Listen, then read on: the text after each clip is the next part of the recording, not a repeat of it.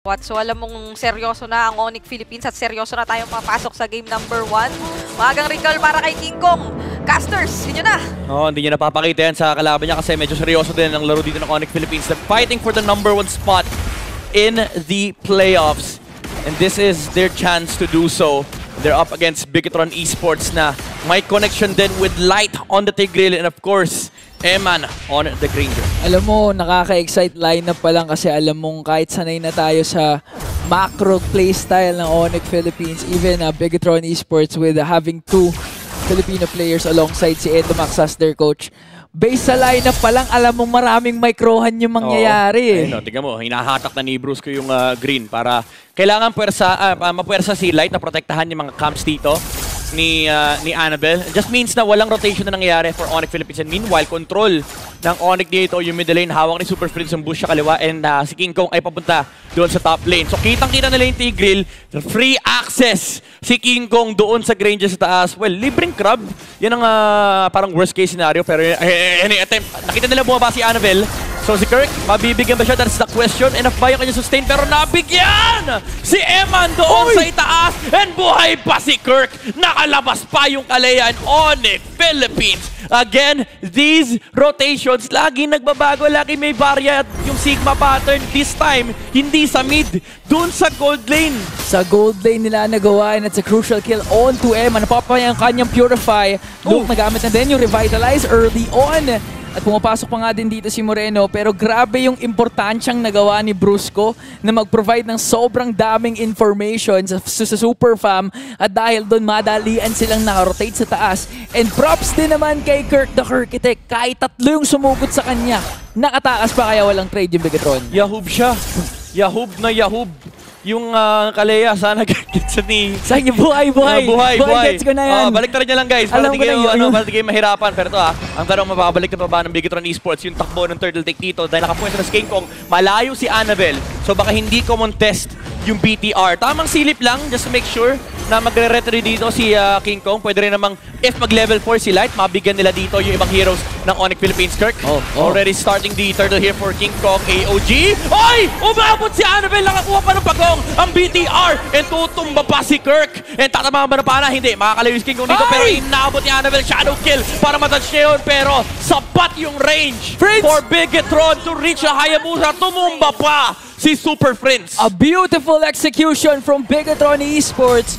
Kung akala natin ang dami ng crowd control coming in from Onyx, meron din silang Gatot Kacha pati Light na pinagsabay yung AOG tsaka Implosion. Kaya literal na kahit maraming super fam na nandun sa Turtle Pit, ang bilisan nilang nabigyan. That's a 1.5k gold swing ka agad for Bigetron Esports kahit naka first blood yung Onyx Philippines. So yun na yung talagang kailangan nilang ingatan, yung mga AOEs na pwedeng manggaling sa Bigetron. And looking at the instant replay, si Luke pinasok kasi ni Luke tsaka ni Sabay. Grabe yung Implosion alongside the AOG na abot nila yung Onyx Philippines. Hindi nakaretre si King Kong. Good touch with the shadow kill. Pero unfortunately, hindi sapat yun para mabuhay siya. And si Super Friends nadamay din doon sa loob. Even though nakatakbo siya with the diversion, yung sunog mula kay Moreno, yung impure rage, di ba impure rage, yung lethal ignition ang pumatay sa kanya. Hindi niya nahipan masyado may natira pang apoy dun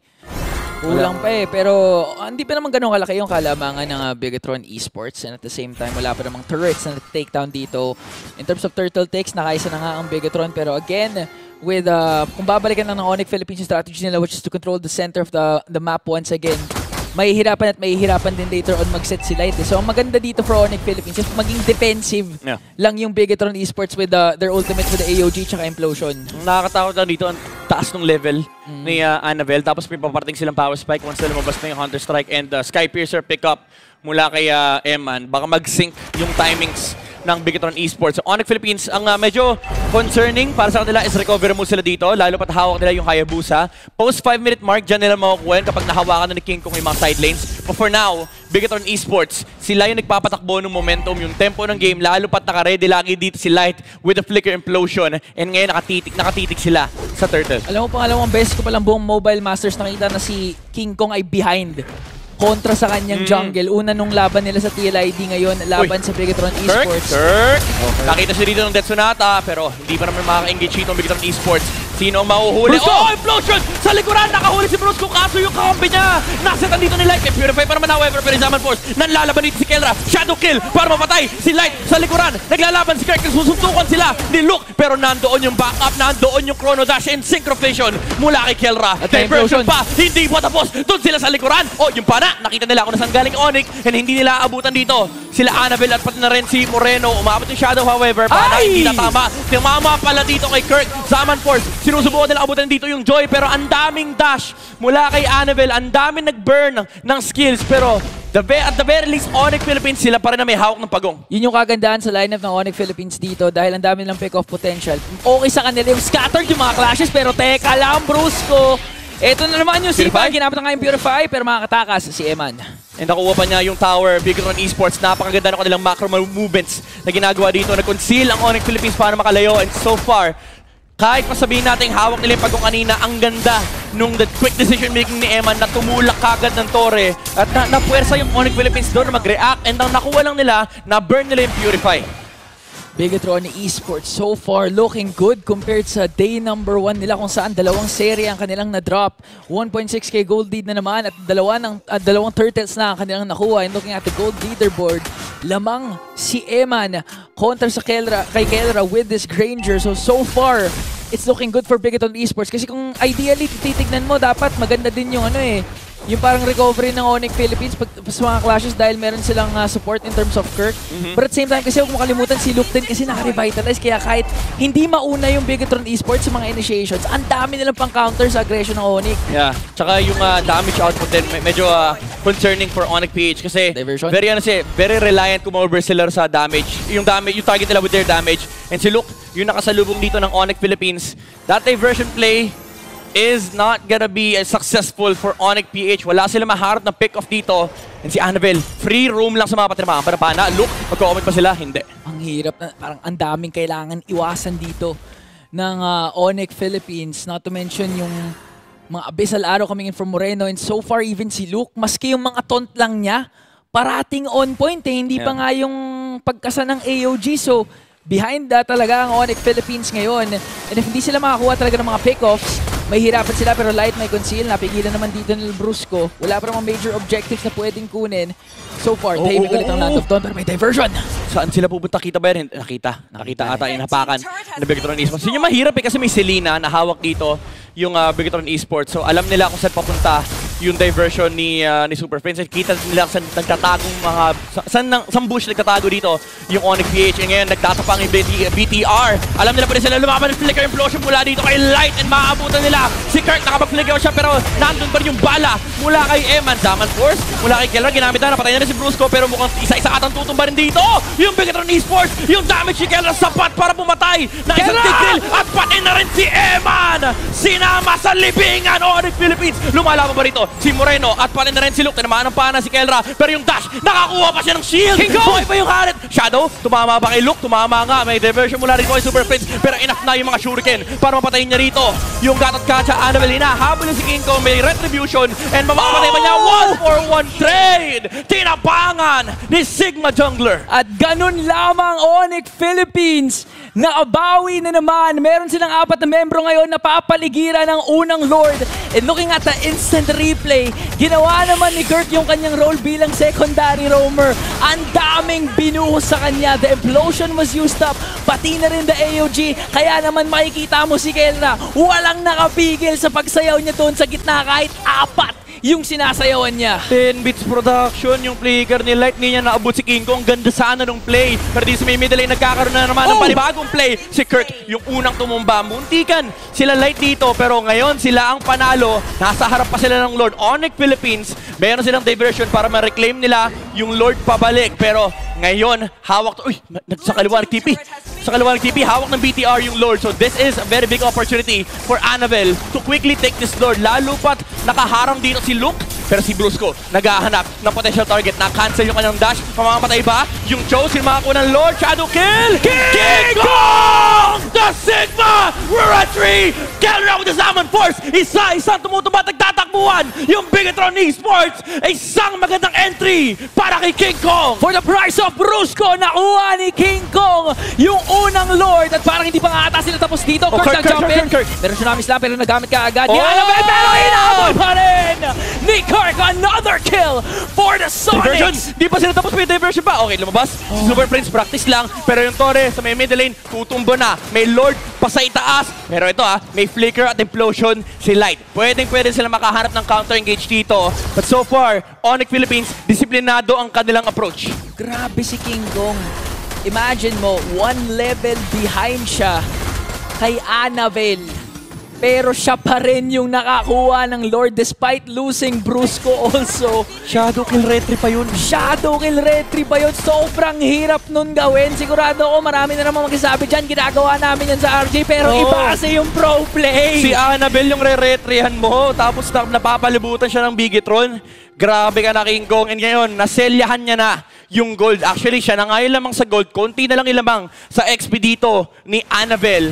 Ngayon, magkakaroon tayo ng konting stalemate. Hintay ng susunod na Lord for Onyx Philippines. Pero ngayon, oy! Implosion mula dito kay Light sa may bandang likuran. Tumumba na si Brusco. Hindi siya nakaharap ng sipa. Pero that means, walang implosion. Medyo matagal din cooldown niya. Kasi tinamaan ng pana dito, si Kelra, hindi niya pinurify kasi nakaharang din naman si Kirk. Nice! Tidal strike attempt. Tinakot niya, binugaw niya yung Bigatron Esports and nakatakas din naman si King Kong. Talagang nag-review din talaga yung Bigatron Esports kasi alam nila yung mga pwedeng angulo na ipadala ni Super Friends, either si Brusco or si Kirk with the diversion play. Nagsakto lang naman sa Bigatron Esports na nung time na yon, parang buong Bigatron nakaabang talaga eh.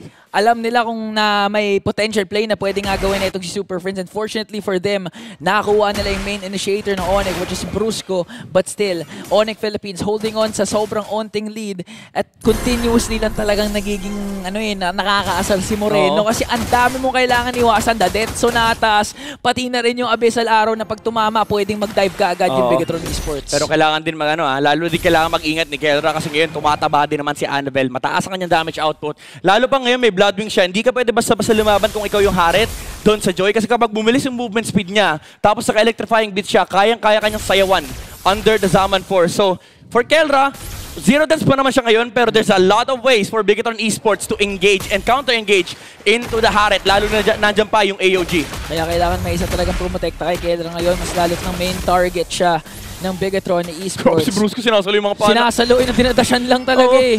Okay, practice lang. Vision. Uy! Yan. The international play. Yan, si King Kong, sabi niya, road to Philippines muna ako, kuwala ako ng damit. Ayan. Kaso di niya na slow push. Okay lang. Okay na yan. Iwan mo na yan. At least nag-attempt sila. Pero okay, may tinamaan na naman ng pana si Rico, Kirk. Pero medyo masakit na nga itong si Eman ha. Humahap din at gumuguhit yung mga Death Sonatas na binabato. Bigatron Esports sila ngayon ang mas maganda posisyon when it comes to this Lord. Grabe naman si Moreno pumana. Napakalupit. Asintado! Ay! Kirk nauna! Nag-purify na rito. Si Emma, nakatakbo naman siya pero nahatak naman si Luke pabalik. Nabait siya. May AOG naman. Pero si Light! Si Light yung sumunod na target implosion dito sa harap ni Kirk. Pero asan yung damage? Nandun sa likuran. Binubugaw ni Kelra 1v4. Sabi niya, kaya ko kayong 4. Walang problema! Dalawa na naman ang nawala sa Bigatron Esports. And a huge play, Super Friends nandun sa likod, parang hindi pa nga ata siya tapos. Nakapag-flicker out pa, buhay pa nga. Nalak ni Brusco, pero nandun naman si Moreno para makadeliver ng kill. Super Friends natamaan nga ba, makakatakas, pero nabigyan din. A double kill coming in from Eman, pero si Kenna na naman nagwawala. Wala na kayong mga resources para patumbahin ang gold standard. The KK connection na lamang ang natitira. Laban sa dalawa. 2v2. Sino makakuha ng Lord? Yan ang tanong. Hindi ata kaya ni King Kong labanan yung Lord ngayon dahil paspon na rin si Annabelle. Baka umabot pa rito yung Bigatron Esports so magre-reset yung dalawang komunan. Grabe yung batuhan ng teamfight. Dahil nakala natin Onyx Philippines ay panalo. Pero si Eman, niligtas niya yung araw for Bigatron Esports. Parati silang may sagot at nasagutan nila yung na-establish na lead ng Onyx Philippines. In fact, halos wala na nga talagang sure kung sino may kaalamangan dito. Nirarush. May diversion din naman si Super Friends. Get Pero sila, teka get lang, sila. alam nila eh. Pinatunog lang, pinakita lang sa mapa yung mga yung mga kumukulong tubig pag sinisimula mo yung Lord. And ngayon, nasa harap na ng Lord ang Onyx Philippines. Brusco, again, sinasada lang yung pana, pero naka-slow push yung lane. For Bigatron Esports, pwede nilang patagalin to, ha? Oo, pero may Super Prince diversion naman na pwedeng utilize ng Onyx Philippines. Pero again, tama ka nga, no? Hanggat sa hindi nila nakikita kung saan nagtatago yung mga junglers, walang magko-commit sa Lord na to. Ito lang yung mahirap eh. Yung sasabi mo kanina, ang daming binabato ng Bigatron, ang dami nilang pang vision. So kita nila sa nanggagaling yung Onyx Philippines, yung diversion na lang siguro, yung pwede nila magamit para mabigla nila yung Bigatron Esports. May immortality na si Brusco, so kahit paano, hindi na siya mabibigyan basta-basta lang ng Bigatron Esports. Medyo nag-tick yung timer dito for Onyx Philippines kasi again, ayun na si King Kong. Hinandle na, nag-slow push na, hinandle na niya yung waves doon sa baba. Go signal nga ba to sa Bigatron Esports? Ayan na, equal na yung waves. Sabi nila pwede sila mag-lord pero nag-decide dito na Bigatron Esports, hindi aabot si King Kong. I-rush natin yung Lord. Nasaan yung counter set? Nakuha na ni Annabelle yung Lord pero mauubos ata Zaman Force mula kay Kelra. Dalawa ang nawala sa side ng Bigatron Esports. Ito naman yung gusto ng Onyx Philippines. Lord turn ang hinahanap nila kahit wala si King Kong. Pwede sila lumaban ng teamfight. Pwede sila humarap ng pick-off. At hindi magagamit ng Bigatron Esports yung Lord na nakuha nila. So kumbaga, dalawa agad yung nakuha nila dahil slow push sa baba, nagawa yan at the same time. Walang napitas sa Onyx Philippines ngayon pero Bigatron Esports. Nasa kanila! Pumasok na naman! Kelra! Sabi niya, tatlo lang kayo, kaya ko kayo. Kanina nga, pati King Kong as well. With the shadow kill, inaabot na si Eman. Walang pantakbo. Purify lang yung battle spell mo in Onyx Philippines. Just like that. Apat yung nawala sa side nila. Madedepensa nila yung Lord. Nasa harap pa ng base. Si King Kong, mauubos pa niya. Tinamaan siya ng para dito. Pero mapapatayin niya pa. Si Moreno, makakadepensa pa rin naman ang Bigatron Esports. Walang minion wave ang Onyx Philippines. And just like that, 2K gold lead kaagad for the Super Fam. Napakagandang play na naman na ginawa nila, forcing Bigatron Esports na hindi na magamit actually yung kanilang Lord ngayon. 5 pang members ng Onyx Philippines buhay. Again, they can use a diversion play once again na kahit siguro nila yung base as long as hindi sila masitan ni Luke tsaka ni Light. Ito na, nag-push na nga sa inhibitor third doon sa gitna. Next target ang nasa taas pero nakarespond din na rin ang Bigatron Esports. Mauubos ata yung kakatapos dito. AOG! Mula sa Bigatron Esports pero nakalabas! Nag-Bigatron na isama! Tsunami Slam! Si Annabelle nahugot pa, perfect timing mula sa Onyx Philippines. King Kong naghahanap pa ng next na pick-off, gusto pa niya. What a play from the Super Fam! Yung akala mo nakatakas lang, may pinaon pa! Sakto, si Annabelle yun! Inuwi ng Pilipinas. Alam mo, no, isang araw lang pinag-uusapan natin gano'ng kahirap ipulog itong common to. Walang mahirap sa Onyx Philippines. Ayan na yung diversion, nandyan na yung AOG. Sabi ni Kirk, oy boss, liga rito, sama ka sa amin. Grabe, nagbaon, men! Hoy, nahuli! Ay, iba na ba to? Kala ko, ay, may ano, Teka, nasa na yung live? Nakakalito na, watch the live! Nahuli, AOG, palabas, tinamaan dito si King Kong, makamatay ba yung Hayabusa, shadow kill!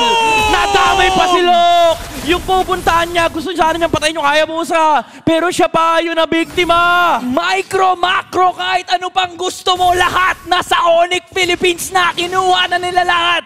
Pati si Annabelle, sinama na nila. Kulang kami, boss. Baka gusto mo sumama sa amin. Sumama eh. Oy. Ay, akala ko may nag-diversion. Pero sumama kasi si Annabelle eh. Pre, 17 minutes pa lang, 34 na yung kills. Pre, isipin mo, ginawang OFW si Annabelle. Hindi naman Pinoy yung kinuha niya eh. Pwede naman si Eman. Pwede si Eman, pwede si Light. Yan. Gusto nyo si Eto Max, pwede rin. Pero sinama si Annabelle, pre, ito na diversion sa itaas. Hindi nila in-expect. Pero nakapag-purify din naman si Eman. Makakaalis pa rin naman yung Granger. Pero, do take note, sa Lord fight, walang purify yung Granger. Walang purify. Wala din namang flicker. Etong si Light. For the side of Onyx Philippines. Super Friends, Annabelle. Safe si Annabelle. Napagamit na kagad na electrifying beats. 3 seconds bago mag-respawn ang Lord. Meron pa naman silang dalawang retribution but again, ang daming resources wala. Luke lang may revitalize. Light, kinakailangan talaga ma-utilize yung conceal dito. Pero Onyx Philippines, handa para sa lahat. Yung tipong kahit may tamaan ng abyssal arrow, wala na silang baki. Oo, pero grabe tingnan mo, sobrang tapang ni Kelro. Ang kabal ng shields ng kanyang mga Chrono Dash. Siya na yung nasa harapan. Sabi niya, ako bahala, dadodge ko lahat ng arrow. Pero si Bruce rito, sabi niya kanina, sinasalok ko yung mga pana, ngayon kailangan ko iwasan kasi hindi pwedeng magamali tayo dito sa harap ng Lord. Naka-slow push yung ibaba ng Bigatron Esports. Lamang sila dito sa Lord dance na to. Pero Onyx Philippines, again, ilang beses natin nakita yung mga diversion plays mula kay Super Prince. Sino pinadala niya rito? Pinadala yung Hayabusa. Magsha-shadow, back lang din naman si King Kong. And ngayon, Bigatron Esports, relax lang yung kanilang pag-control dito sa Lord. Kanina pa bumabato ng pana at ng trap si Moreno. 15 seconds bago magkaroon ng flicker, etong si Light. So talagang patient game para sa Bigatron Esports. Si Kelro napakatapang na. Kahit si Keller na yung sumuzone mismo. Oo. Brusco Ayun, sinasalo yung mga bala dito ng Tetsunata. Kirk ha, umaamba din naman habang si King Kong nakapag-shadow out na ulit. Pero again, Lord Dance ang ating makikita. Diversion na naman nata gagawin dito ni Super Prince. Papadala na naman yung Hayabusa para ma-meet yung wave sa ibaba. Pero parang wala ata silang pang-ena. Ayun na. Si Shadow na. Tapos Shadow back para maubos yung minion wave. Depensa. Mukhang matagal na Lord Dance to ingan. Matagal nga talaga. Pero Onyx Philippines again, they're taking this very seriously. Calculated yung kanilang mga galaw. Wala na silang pake sa mga pana. Pwede muna tayo huminga ng malalim. Hintayin natin ha. Pero ang problema, Eman may purify na. Light may flicker na rin. Grabe. So all out. Lahat may resources. Wala nang excuses to. Oo. Kumbaga, ito na yung totoong aksyon. This is it. Pindutan na lang talaga to. Pag nanalo ka dito, naririnig ko na yung that's it. Naririnig ko na rin eh. Pero ang Naririnig ko tanong, na. para kanino yung that's it Yun na yan? ang playoffs question. Sabi ko sana $1 million pero 80,000 yung champion eh. 80,000. Diversion na. Sino pinadala? Dalawa. Si Brusco siya si King Kong. Di nila alam. Gapang ng konti. Di nila alam kung sino nandito sa bush na yan. Walang tao dyan actually. Pero ayan na, nakita sila nila. Hello! Okay lang yan. Ano yung pang relocate lang para mas maganda yung hold nila. Yung Hindi ko tipong na hindi na kinakaya. nga makalapat yung Bigaton Esports. Nag-hello na nga dito yung Onyx Philippines. Hindi ko na kaya. Okay. Ako na yung kinakabahan. Kinakabahan na rin ako eh. Kudos sa players natin, hindi kinakabahan. Unti na lang Oy! para. Oy, teka Oy! lang nga. Si Keller napagamit na ng Zaman Force. Flicker, Nakalabas naman flicker. si Moreno. May nag-flicker. Si Moreno. Oh, walang flicker si Moreno. Okay. That's one down. Mabilis lang naman yung cooldown ng Zaman Force. Si Eman na yung ano niyan. Si Eman yung sa target niya. Nag-aharta sila ng magandang angulo. Kaso kanina pa hindi nagpapat si Eman. Uy, Kirk. Napa-flicker out. Okay, nawala yung Brusco? flicker din naman ni Kirk. Pero si Brusco, nasipa niya rito. Si Annabelle sa likuran. Tanong mamamatay ba? Winter Crown, nag-grow sa player. Pero tuto mo ba? Hindi, nakapag-dash ang Winterman. Right! Implosion sa harap ni Kelra. Kaso yung Lord ng tinamaan. Kaso problema, CCM yun yan. Nakapag-purify na naman si Kelra. Hindi siya tinamaan dito. AOG! Mula dito kay Luke with a revitalize. Pero sinaewan sila ni Kelra. And si Super Prince naghihintay ng diversion play. Nandito na papunta kung saan. Sa likod ni Moreno. Hindi nila kita to. And ngayon, Bigatron Esports, depensa sila. Walang pake sa Lord yung Onyx Philippines. Annabelle with a dash in, dash out. Ang tanong, makakalabas pa siya. Winter Crown mula kay Super Prince. And tutupa pa siya. Kick. Oy, si Kirk napatay din naman. Pero si King Kong, trabaho lang doon sa likuran. And hinahabol siya nila dito. Pero hindi nata kaya. Nakalabas pa siya. Eman falling pretty low. And ito na ata. Hiningan, naririnig ko na. Si Brusco tutumba. Eman, sinusubukan maglagay ng bala. Kaso, this is it. Onyx Philippines taking game number 1.